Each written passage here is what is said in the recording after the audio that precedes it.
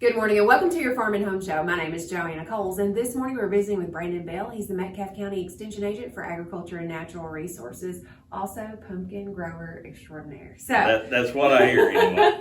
I've had this pumpkin for 12 months, but that's a rare case.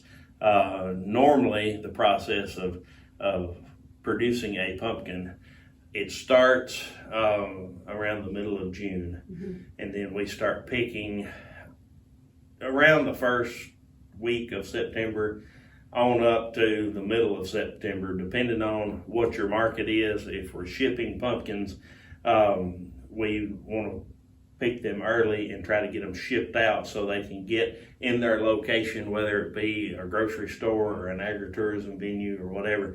We want them to get there in time for people to get them displayed. So I know it sounds early shipping the first week of September, but that's sort of how it happens.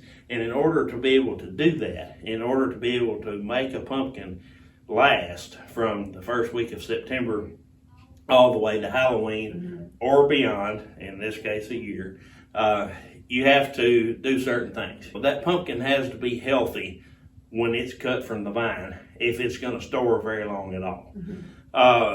And pumpkins are very susceptible to fungal diseases. They're also susceptible to some bacterial diseases, but especially here in Kentucky where we have a lot of humidity, we have a lot of fogs, and we have a lot of heavy dews right during the growing season. It's important that we try to control these diseases as well as we possibly can. Now, insects, they're a problem.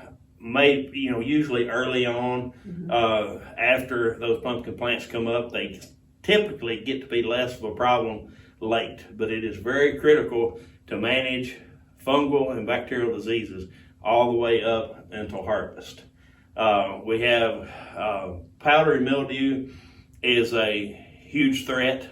Fortunately, a lot of commercial varieties have powdery mildew tolerance. This variety that we have in front of us does not, but there are a lot of hybrid pumpkins out there that have been developed in recent years that are pretty tolerant of powdery, and it is one of our most important diseases and can be one of the most detrimental diseases to a crop.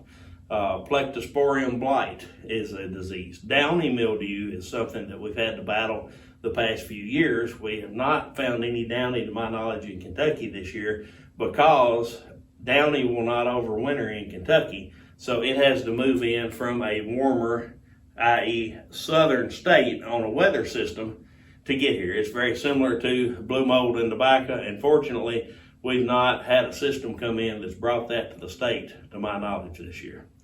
now, Brandon, that's a lot of stuff, it sounds like, to do to produce a pumpkin. And I think a lot of people maybe take for granted how much work goes into planting pumpkins and being able to harvest pumpkins and making them to where they last for a little while. Right.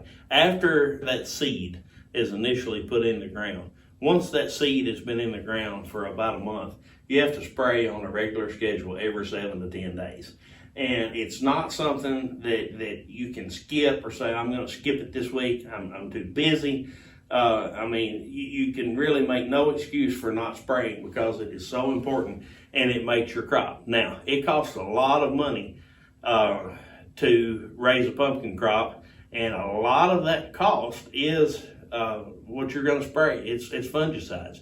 But there are some wonderful systemic fungicides out there that are going to get in your pocket. But pumpkins are a high value crop on a per acre basis. So if you're going to bring in that revenue, you've got to spend money. And they're costly to grow. They're not cheap, but it can be done. And if you will put the money in them in the beginning, I think we will come out on the top side in the end. Well, Brandon, we get calls sometimes from consumers saying, I bought a pumpkin and it's already rotten. And it's probably an indication of how that pumpkin was raised. That's exactly right. Yeah. Sure is. All right, Brandon, we'll appreciate the information. And if you have questions about pumpkin production, make sure to contact your local extension office. Thanks for watching and have a great day.